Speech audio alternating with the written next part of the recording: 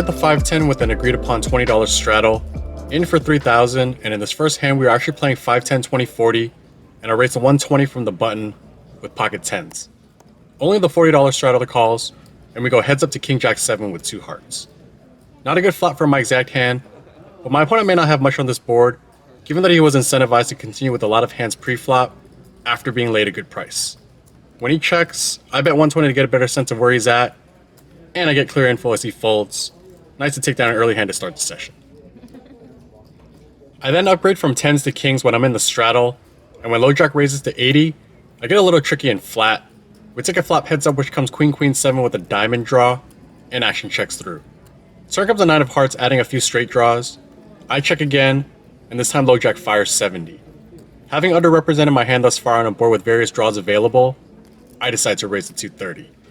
Best case scenario would be to get a call from a 9, since that hand is nearly dead against kings, but having draws continue would be fine as well. Anyhow, he doesn't think too long and lets it go. Next spot I'm in the straddle once again, low jack raises to 60, small blind calls, and I call with king deuce of spades. 3 ways to king 7-4, all red giving me top pair with no kicker. Small blind and I check, and low jack bets 80.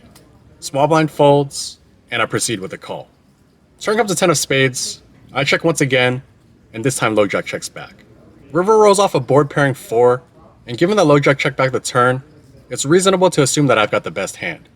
And given that draws such as diamonds and 5-6 have bricked, I bet 210 looking to garner calls from hands like 10x, medium pocket pairs, and even some ace highs.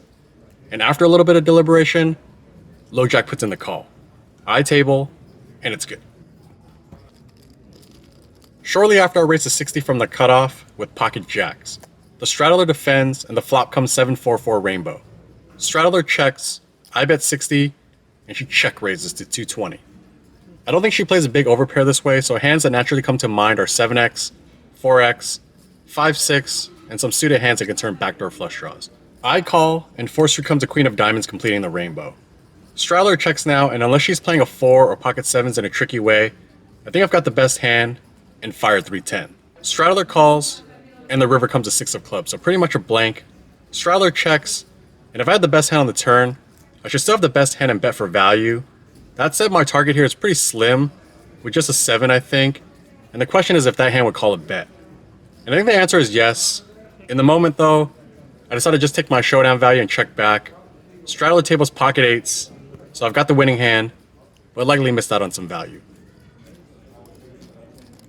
Next spot I'm in the straddle with king jack black, and button raises to 60. With the marginal Broadway holding, I decided to play this as a 3-bet to rep top tier holdings, and I raise to 210. Button calls, and the flop comes 9-9-4 with a spade draw. Good board texture to bet as I've got all the strong hands available like 8s plus. I fire 130, and that quickly puts an end to this one, as button folds. After a smooth start to the session, we then play an 8-way $50 bomb pot, and I've got 8-9 offsuit first to act on a board of 9-7-3 rainbow. Checks to the low jack who bets 200, hijack calls, and with top pair and being able to pick up some good turns, I call as well. Force does come pretty good for my hand. It's a 6 of hearts, so I add an up and down straight draw. I check, low jack bets 550, hijack folds, and I call. Looking for a 5 or 10 on the river to make life easy? It comes a 6 of spades instead. I check, and low jack fires a third barrel in the amount of 1350.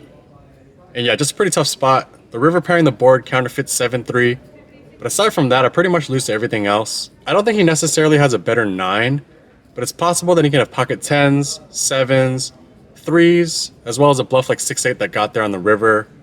All that said, and after tanking for quite a bit, I decide to painfully let this one go.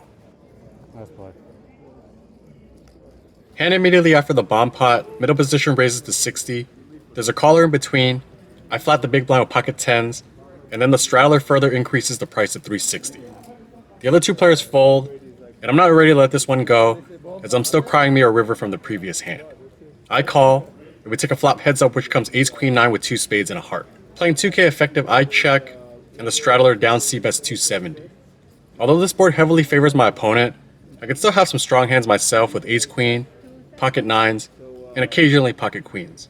And in the hopes that my opponent is just c-betting range with hands like kings, jacks, king queen, I channel my inner Timberlake and bust a move by check raising the 680.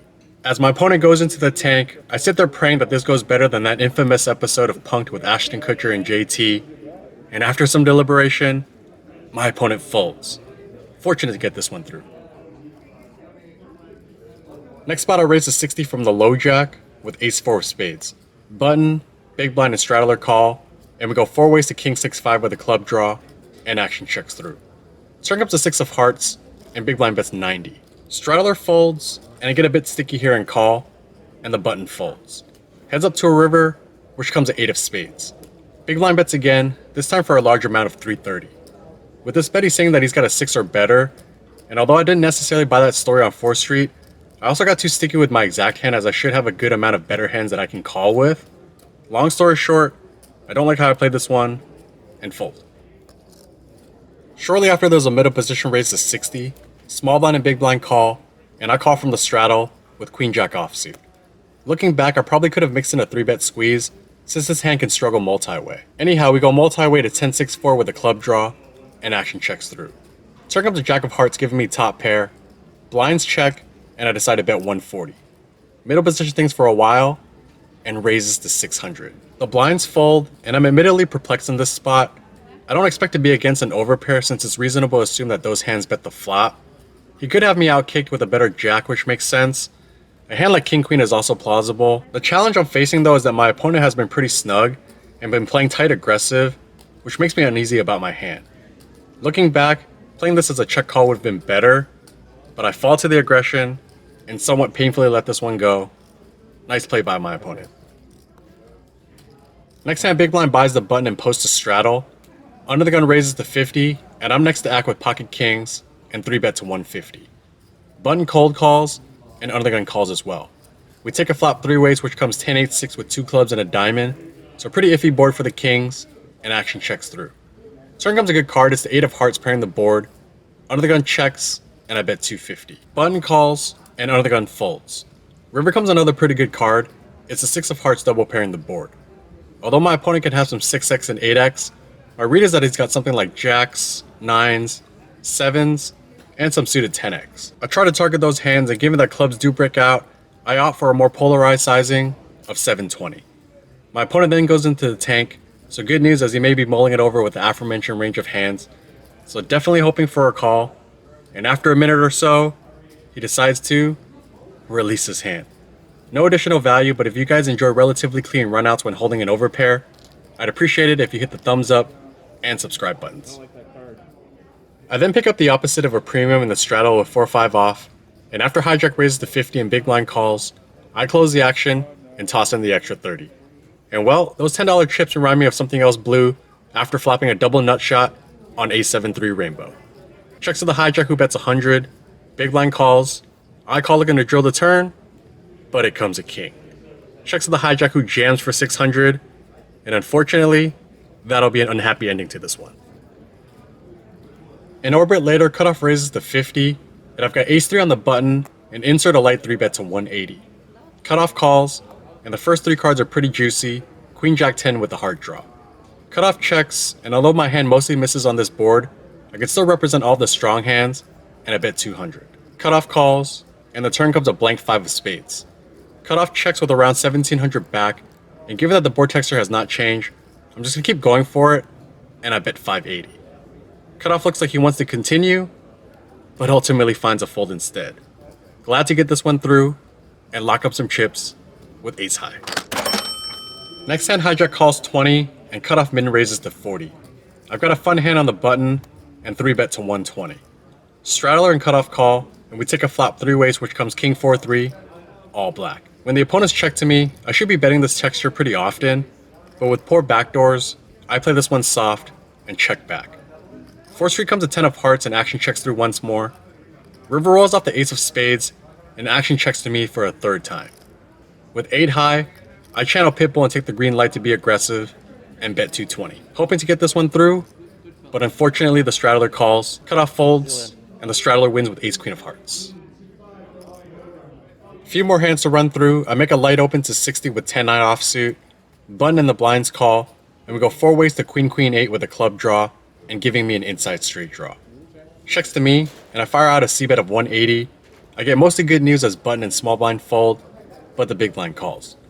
We go heads up to an ace of hearts on the turn, and big blind checks again. Given that my opponent took a passive route pre-flop, I'm discounting a lot of the strongest hands from his possible holdings, and hope that a bet will get him off a stubborn 8, or even some club and straight draws. I bet 400. Big blind is a non-believer as he calls again, and we go to a river of a 10 of clubs, which completes the front door flush, and gives me a tad bit of showdown. When big blind checks, I think targeting an 8 is too thin, and if he does have an ace or queen, I don't think I can bluff him off those hands. I check it back, and he doesn't just have an ace or queen, he has both for a full house that gets fully paid for by the Blvd. We then play another $50 bomb pot, this time 7 ways, and it's deja vu as I pick up the same hand in suit, 10-9 off on the button. Flop comes pretty good for my hand, Jack 8-3 giving me an open-ended straight draw. Under the gun bets 160, folds to me, and with 6 clean outs, I call, and the small blind calls as well. 3 ways to a turn of an ace of hearts, and when small blind and under the gun check, I check back hoping to hit a clean 4-outer. Can it happen? Nope, I make a pair instead. Small blind checks, under the gun bets 700, and I get punished again for playing the 10-9 off. Last notable hand, the straddle is off, low jack raises to 30, and I 3-bet to 110 from the hijack with pocket kings. Small blind and low jack call, and we go 3 ways to a flop that's reminiscent of my college days. Dry. But at least I've got a big pair, and after small blind and low jack check, I bet 130, and only the small blind calls. 4-3 comes a 5 of hearts pairing the board, and this could hit my opponent, but I'd be a little more concerned if it was the 5 of diamonds, since that would leave the door a little bit more open for my opponent to have 5x of hearts or clubs. When small blind checks, I consider checking back for deception, but in the hopes of cooling off a queen, I bet 270. Small blind doesn't think too long and folds his hand. That's gonna do it for the hands, but just one announcement as I'll be co-hosting a meetup game next month with fellow vloggers Think Blue Poker, Fish Poker, Happy Face Hold'em, and Doug McCusker. We'll be playing on Sunday, January 9th at Hustler Casino. To get your name on the list in advance, you can sign up via the Poker Atlas app. And yeah, definitely look forward to making the trip to LA.